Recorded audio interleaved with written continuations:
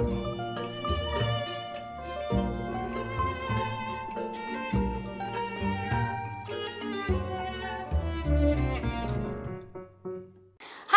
you're watching Dog Ear Musings, and today I'm doing a book review of Mona Awad's latest release, Rouge, which came out, I guess, last year.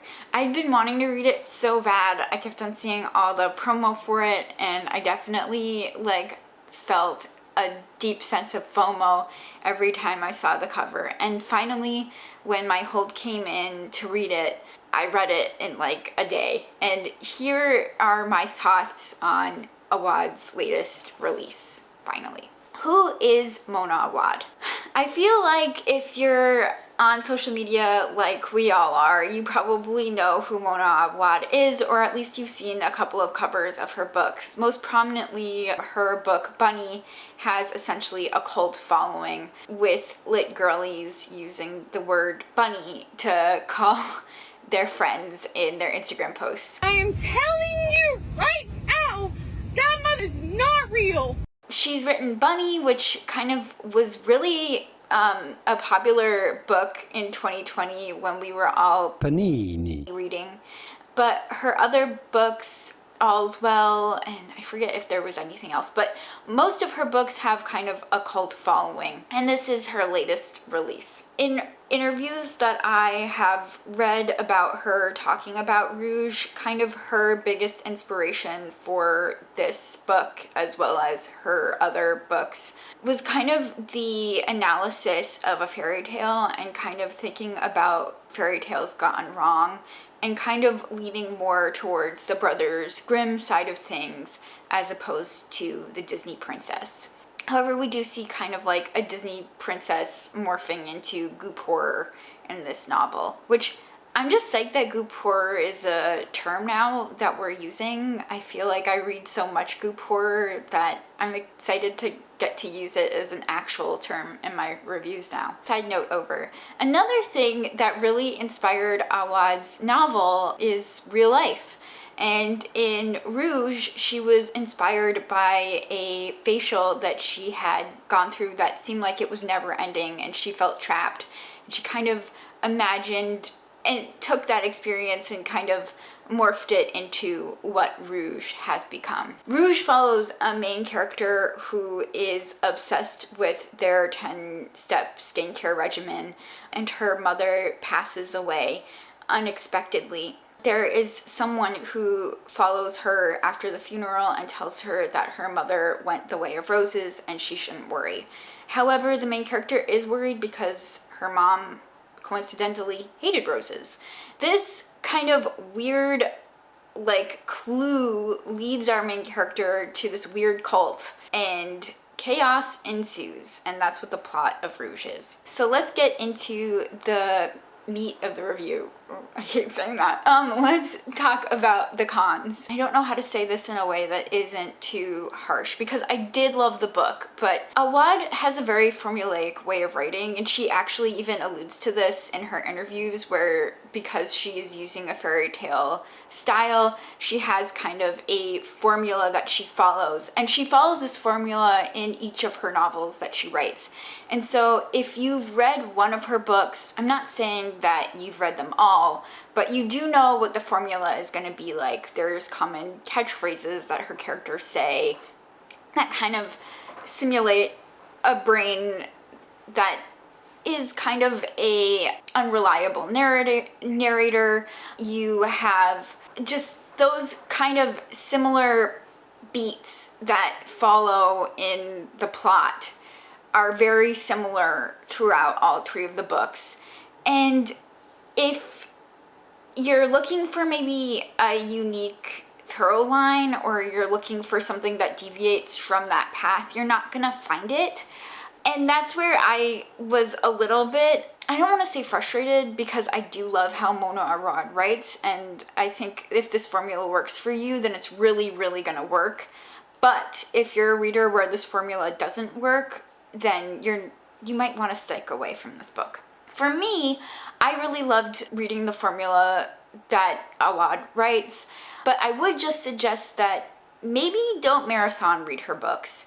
Or if you do, just be prepared that these kind of tropes and stylistic choices that she does are gonna repeat themselves over and over again, and you might feel like you're reading the same book. And that's no shade to her, it's just kind of... Well, maybe it'll make you feel kind of similar to her characters in the book, and you'll feel like you're in a fever dream by the end of it. So go ahead, do what you're gonna do. You don't throw a whole life away just because it's banged up a little bit. Like I said, I really did enjoy this book, and I ended up coming out of the book with a whole lot more pros than cons. I loved Awad's exploration of biracial identity, especially in thinking about the beauty industry and how one's identity kind of feels both othered and exotified in certain contexts, and I think that Awad does a really, really good job exploring this theme without feeling like you're being hit over the head with a teachable lesson. It's more a character's own exploration of their own personal kind of grapplings with their own identity, as opposed to teaching the reader how they should experience the world. And for myself, as someone who is a biracial person, reading this book, I definitely was like, oh my gosh, I see myself in this horror book, which I don't think I've ever seen myself in a horror story before, and I'm weirdly, that was exciting. I don't know. Actually, you know what? There's a whole lot of horror in everyday life, so I'm gonna, take that what you will. I loved the exploration of the beauty industry. I think that thinking about the pros of beauty, as well as, kind of grappling with how it fits in society and how we can get obsessed with fan culture, as well as beauty, is very interesting. The analysis of Tom Cruise, which I won't go into too much because I don't want to get taken by the Scientologists, but it was just very interesting, especially when thinking about cults. Ultimately, even though I said that there is a formula with how she writes, I knew what the beat points were gonna be, but I had no idea where the story was gonna go.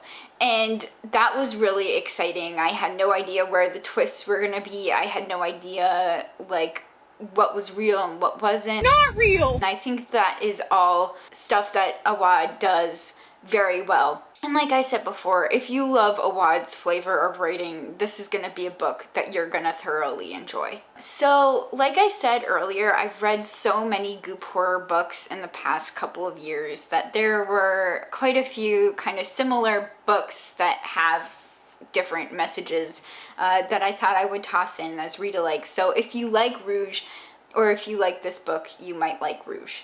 One of the books that kind of came to mind was the short novel Aesthetica, which follows a young social media new person who is kind of figuring out their life as an influencer on Instagram, and it's terrifying. Definitely check out the trigger warnings in this book. I did this book as a buddy read with Sam, a super blomper. I think it was our first buddy read, and it was a really fun time analyzing that book with Sam.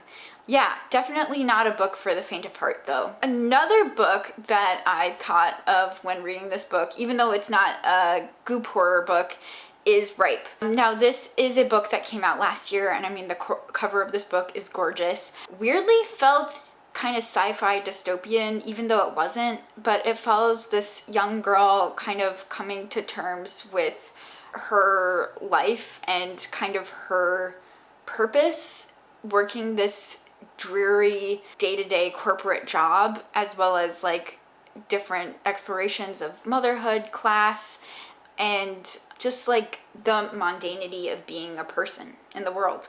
It's weirdly terrifying book too, but just because of how real it is. And then a final recommendation that I have is Women Eating by Claire Cota. I feel like I could talk on and on about this book, but it's about a biracial vampire who is kind of figuring out their own identity. There's mommy issues, which is also a theme that is explored in Rouge. I think when thinking about the themes in Rouge, it also are very similar themes that are explored in Women Eating. That's my review of Rouge, and this has been Dog Ear Musings. I'm Monica. Happy reading.